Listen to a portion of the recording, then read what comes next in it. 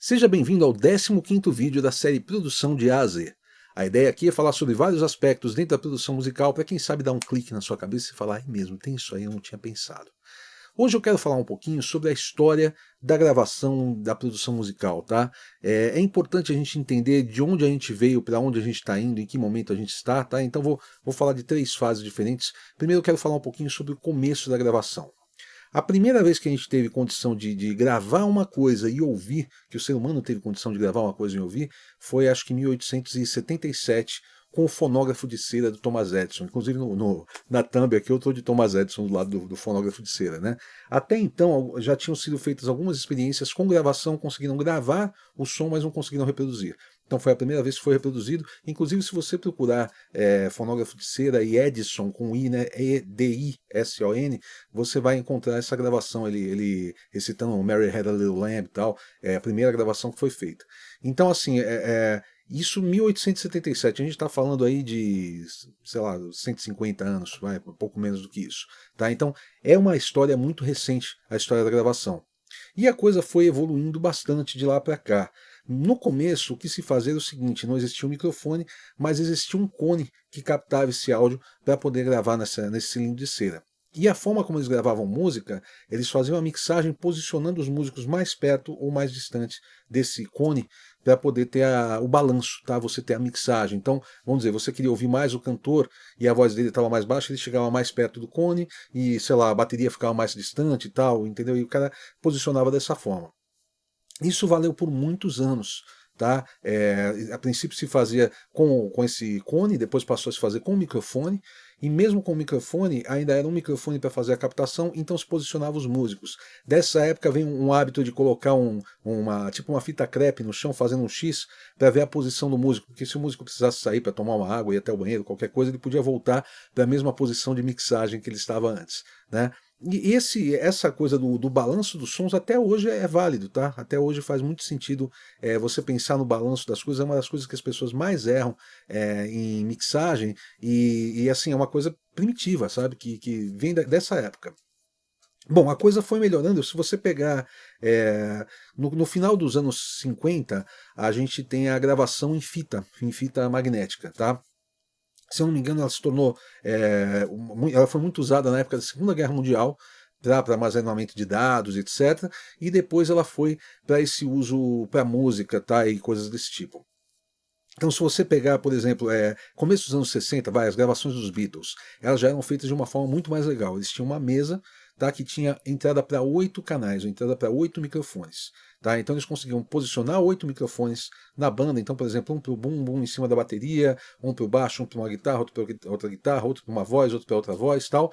E eles faziam essa mixagem na mesa e gravavam para fita em 2 canais. Tá? Só que a fita era estéreo, ela não era uma fita que você gravava um canal e depois outro, você gravava os 2 canais simultâneos. Então você podia fazer uma distribuição em estéreo nessa fita, tá? Mas ela já estava feita. Quando você queria fazer um overdub, eles tocavam essa fita através de alto-falantes, né, no estúdio, não se usava fone de ouvido. Os Beatles faziam algum instrumento a mais e gravavam para outra fita igual. Entendeu? Então tinha mais uma geração ali, uma fita que foi tocada para gravar para outra fita. Depois pintou a gravação em multicanal. Tá? Uma vez o Les Paul, o inventor da guitarra Les Paul, inventor também da gravação em multicanal, ele resolveu mudar, transformar um gravador desses daí, e ele conseguiu fazer overdub, conseguiu gravar um canal e depois gravar outro canal. E daí, tipo, de 2 canais isso passou para 4, para 8 e a coisa foi expandindo. Tá? Então, assim, se você pegar já no final dos anos 60 já se gravava, por exemplo, em 16 canais, entendeu? Começo dos anos 70 já tinha 24 canais, então você tinha condição de gravar, por exemplo, o mesmo músico gravar 24 instrumentos, tá? Não era exatamente assim que funcionava, mas você teria condições de fazer isso. Tá? Então a coisa foi evoluindo muito em pouco tempo. Tá? A gente está falando aí de o quê? De uns 20 anos mais ou menos, 20, 25 anos, deu um salto absurdo. Assim. Deixa eu falar de um outro assunto aqui. Quero falar do guia do equipamento para home studio. Se você está pensando em montar o seu home studio, eu tenho um guia feito para você e ele é gratuito. Tá? É uma série de vídeos, dá 1 hora de duração mais ou menos, são 10 vídeos, é onde eu falo sobre escolha de computador, escolha de interface, escolha de microfone, de monitoração, de fone de ouvido, tá? Tudo o que você precisa saber para você montar o seu home studio de acordo com a sua necessidade. Tá? Se você é um cantor e você quer montar o seu home studio, você precisa de um tipo de equipamento, se você é um baterista, você precisa de outro. Eu falo sobre tudo isso lá e, como eu falei, é gratuito. Eu vou deixar o link aqui na descrição desse vídeo ou na minha bio, tá? Deixa eu falar um pouco sobre a época que eu entrei para gravar em estúdio. Eu comecei a gravar em estúdio no meio dos anos 80, eu tinha 15 anos de idade, a primeira vez que eu entrei, em 86, num estúdio para gravar como músico, tá? E aí eu gravei em cassete, em 4 canais, tá? Então a gente tinha um cassete, quer ver? Tem um cassete aqui, pronto. A gente tinha o cassete tem o lado A e o lado B, tá? Então você tem gravação desse lado e gravação desse lado. Mas para cada um dos lados, ele tem o canal esquerdo e o canal direito. Então o lado A tem 2 canais, o lado B tem 2 canais. Essa fita no gravador de 4 canais, ela é colocada e gravava os 4 canais do mesmo lado. Tanto que se você virasse a fita ao contrário, ela tocava a música ao contrário. Era divertidíssimo isso. Parecia que você estava tocando em árabe, sabe? Tal. Era muito engraçado. E aí você tinha como gravar esses 4 canais separados. Então foi a primeira vez que eu tive condição, por exemplo, de... A gente chegou no estúdio, a gente fez uma guia, o baterista gravou, depois eu gravei meu contrabaixo, depois meu irmão gravou guitarra, depois a gente gravou as vozes. Tá? Então isso foi 4 canais. Depois, no comecinho dos anos 90, eu comprei minha máquina de 4 canais, que mudou a minha vida, que foi uma coisa maravilhosa assim para mim, para eu poder fazer esse tipo de coisa. Comprei uma maquininha de bateria, tá? Uma drum machine, né? que era uma Boss DR-550, que ela tinha sons supostamente de bateria acústica, entendeu? Ela é bem arcaica assim, mas essa bateria eu aprendi a programar, então já gravava, por exemplo, um canal de bateria eletrônica, gravava o meu baixo, aí depois gravava uma guitarra, aí gravava o solo copiando essa guitarra para cá, entendeu? Então fazia um canal que era guitarra e guitarra solo, e podia sobrar um canal para fazer as vozes e tal.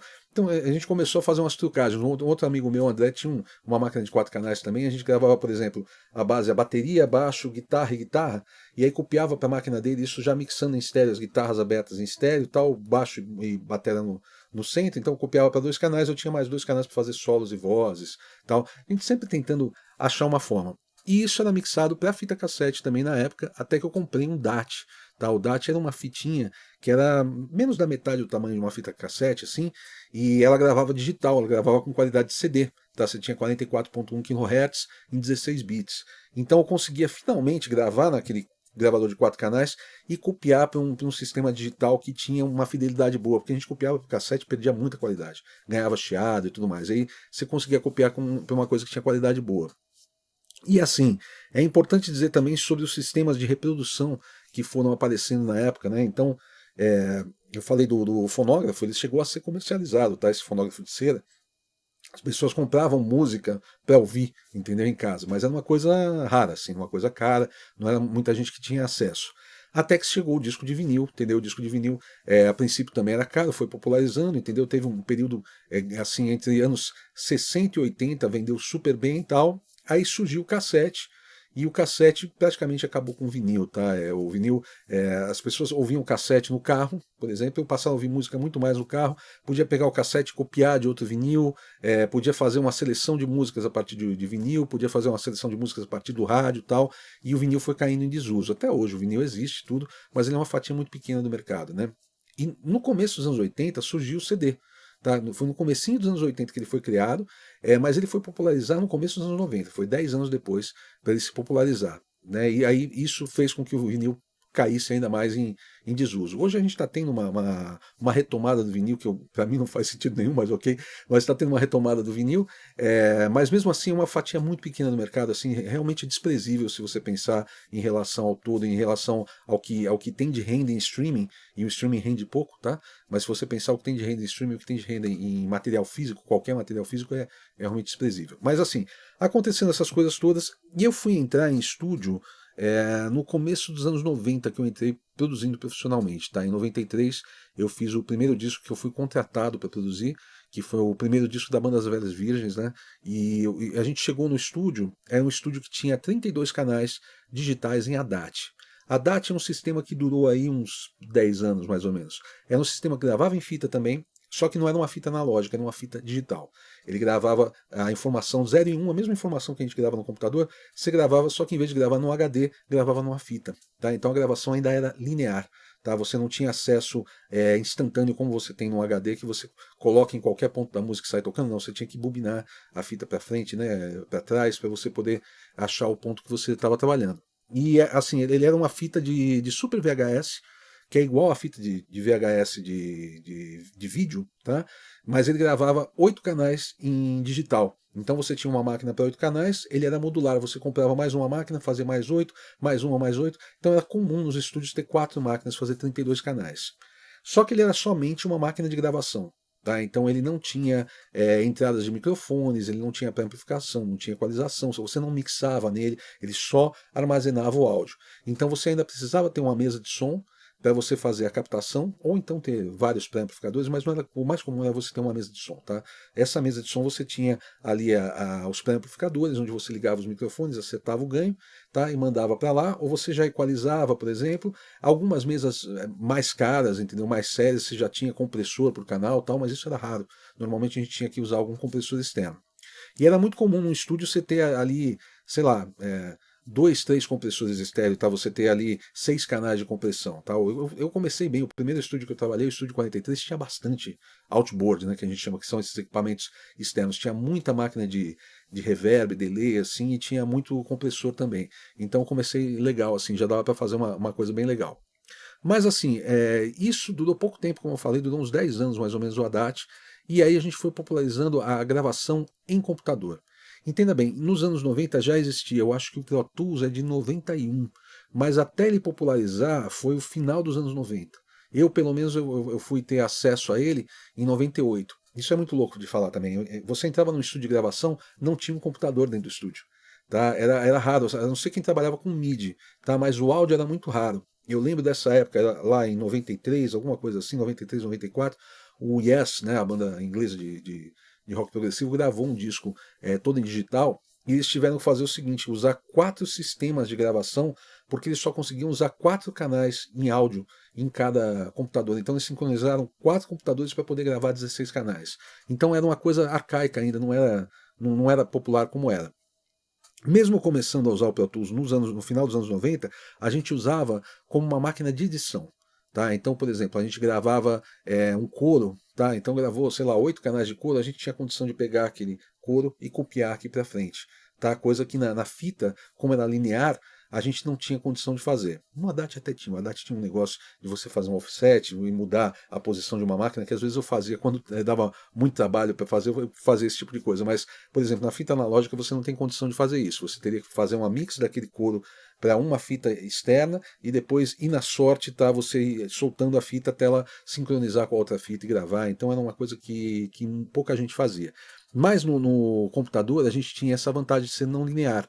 Então a gente usava um Pro Tools que tinha 8 canais de entrada, tá, e 8 canais de saída. Então a gente gravava em fita, por exemplo, seja ADAT ou seja fita analógica também. Gravei bastante com fita de 2 polegadas analógica, de 24 canais. E a gente fazia, por exemplo, fazia um Q-Mix, que a gente chamava, né, que é a coisa de fazer uma mixagem mais ou menos da música, e passava para 2 canais ali do Pro Tools, tá, e gravava no Pro Tools quantos canais de voz a gente precisava. Depois a gente voltava do Pro Tools em 8 saídas para a fita, para a gente poder mixar a música, e a música era mixada a partir da fita. Eu lembro da gente fazer o primeiro disco do Ruge, por exemplo, a gente usava 4 máquinas de ADAT, eu falei, a gente fez em 6 máquinas de ADAT. Entendeu? Em vez de 32 canais, a gente tinha 48 canais e a gente já usou Pro Tools para fazer a parte de captação de vozes. Tá? Então a gente captou as vozes e a gente posicionou essas vozes, copiou coros, entendeu? E etc. E mandou isso de volta para a fita para a hora de fazer a mixagem. Na hora de fazer a mixagem é um terror, porque essas máquinas do Haddad, às vezes elas desincronizavam. Entendeu? E aí você tinha que dar um play, esperar elas chegarem no ponto, as 6 máquinas juntas, era um terror. E às vezes uma delas desgarrava do bando, saía correndo e quebrava a fita lá no começo, você tinha que abrir a fita, emendar. Só tem saudade quem não viveu. Quem não viveu tem saudade. Eu não tenho saudade nenhuma. Né? Então isso era dessa forma que eu trabalhava, mixava em mesa, basicamente. Tá? A mixagem no computador era muito arcaica, era muito difícil para mixar. Embora existam, por exemplo, a primeira música que foi sucesso mundialmente primeiro lugar de parada de sucesso mixada totalmente dentro do computador foi Living La Vida Louca do Rick Martin, e é de 99 ou 2000, acho que 99, tá? Então já tinha os malucos fazendo esse tipo de coisa, mas a gente não fazia não. Eu fui ter um computador no estúdio em 96, eu acho. O primeiro sistema foi o Radar, que é um sistema da Altari que gravava 24 canais também de forma não linear. E você não tinha nem visualização de onda, eram umas barras, era um negócio bem arcaico assim, com uma boa qualidade de som, mas bem arcaico. E aí depois teve o Pro Tools. E o Pro Tools popularizou de fato por causa do autotune. Tá? Quando os clientes perceberam que dava para afinar a voz, eles falaram, agora o jogo mudou. Entendeu? Porque até então ainda tinha muita restrição, o pessoal tinha muito preconceito com o Pro Tools por causa da sonoridade, que tinha sentido ok, porque era diferente da gravação analógica, mas tinha muito preconceito também pelo hábito, você entendeu? A questão que eu sempre fiz dessa forma e sempre funcionou. Por que eu tenho que fazer dessa forma? Não faz sentido. Ah, mas dessa forma aqui não dá para afinar a voz, dessa forma dá. Ok, então tá bom. Aí você me venceu. Entendeu? Então os clientes passaram a procurar estúdios que tinha Pro Tools por causa disso. Era muito comum entrar, sei lá, um cantor, uma dupla, alguma coisa assim no estúdio para conhecer e falar: ah, e vocês têm Pro Tools aqui? Temos. Ah, então tudo bem. Entendeu? Eles queriam saber do autotune, de fato, mas eles perguntavam do Pro Tools. Deixa eu falar um outro assunto aqui. Eu quero falar sobre o Clube do Anhaia. O Clube do Anhaia é uma forma de você fazer uma pequena contribuição mensal para me apoiar a manter esse canal funcionando. Tá? Dá um trabalho fazer essas coisas aqui. Pode não parecer só o cara falando aqui, take corrido e tudo mais, mas dá um trabalhinho, tá? Não é fácil, não. Em troca disso, eu te dou alguns cursos sobre produção musical. Tem lá o Comprimindo, onde eu explico compressores em detalhes, tá? Cada controle, como que funciona, tipos de compressores diferentes. Você vê uma parte prática, eu comprimindo uma música inteirinha, todos os canais e tal. Tem o Equalizando, onde eu faço a mesma coisa com o equalizador, tá? Que são as duas principais ferramentas assim de áudio que a gente usa para manipular o som, né? Tem o Mixando, onde eu faço a mixagem de uma música primeiro num sistema analógico, depois dentro do computador. Então tem bastante coisa legal ali, além de vários outros materiais. Tá? Também vou deixar o link aqui na bio, ou então, aliás, o link aqui na descrição, ou então na minha bio. Deixa eu falar um pouco sobre os dias de hoje.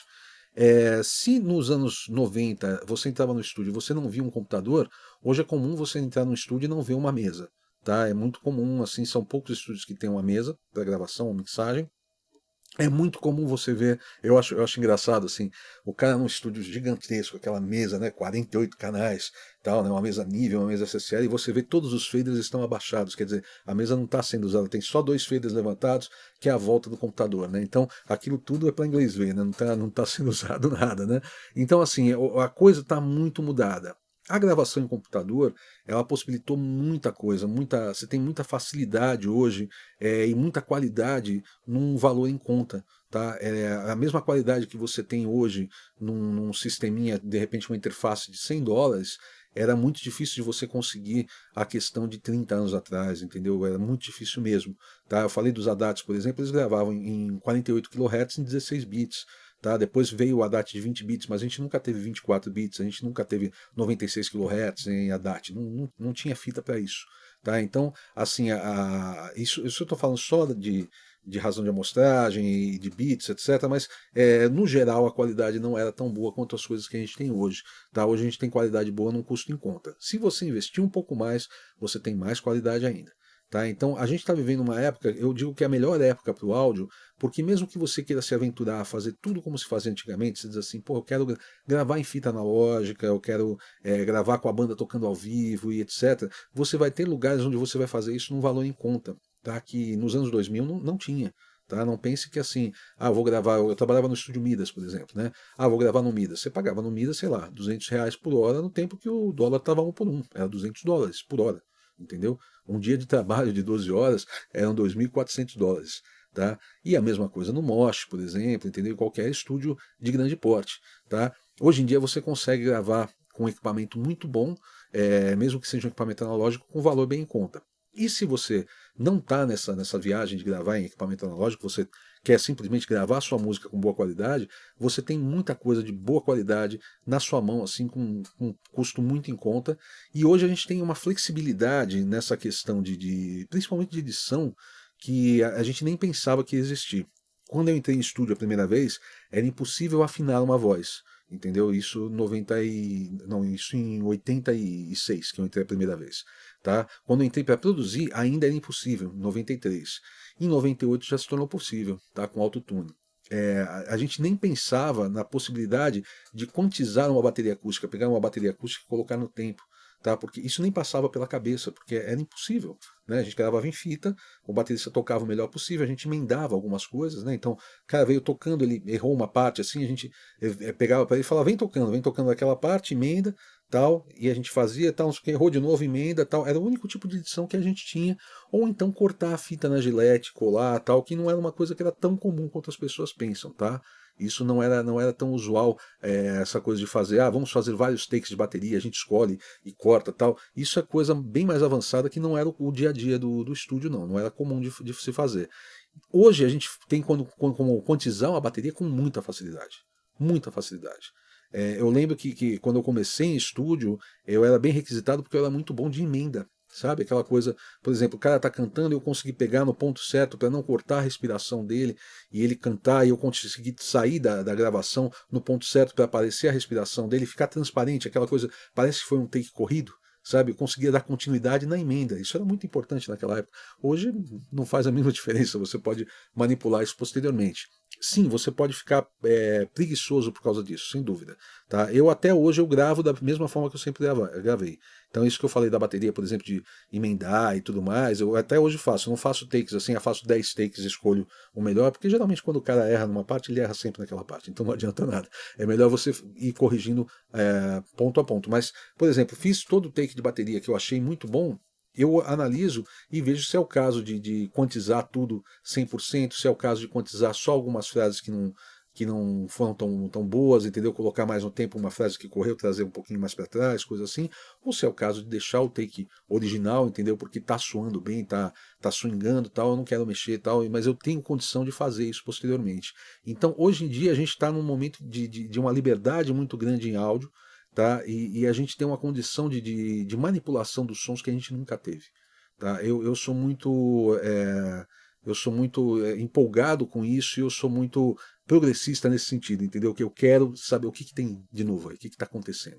Eu estou sempre testando assim, sei lá, umas 2 vezes por ano pelo menos, eu paro tudo e baixo um monte de demo de plugin, e testo um monte de coisa e vejo novidades, tal, não sei o que, algumas delas entram no meu dia a dia, entendeu? Passam a fazer parte do meu dia a dia e outras não, tá? Mas é uma época muito boa que a gente está vivendo. Tá? Eu só queria. Tem muita coisa para falar de história de gravação, mas eu só queria dar uma ideia de onde a gente estava, por onde eu comecei e onde a gente está hoje. Tá? Espero que tenha sido proveitoso para você. A gente se vê semana que vem. Ah, não, peraí, deixa eu falar uma outra coisa também. Consultoria online comigo, tá? Se você já está avançado, você já está fazendo o seu trabalho e está tendo bons resultados, mas você acha que ainda falta aquele empurrãozinho para chegar onde você quer, essa consultoria é para você. É consultoria de 1 hora online, onde eu ouço o seu material, tá? Eu tenho condição de ouvir a saída da sua DAW, do seu software de gravação, tá? Eu tenho condição de ouvir, eu tenho condição de mexer no seu software de gravação de forma remota, tá? E a gente conversa a respeito da sua forma de gravar e tudo mais, e eu te dou várias possibilidades aí do que você pode melhorar no seu trabalho, tá? Se você quer uma consultoria dessa para você, eu vou deixar o link do WhatsApp da firma aqui na descrição ou então na minha bio, tá bom? A gente se vê semana que vem. Valeu!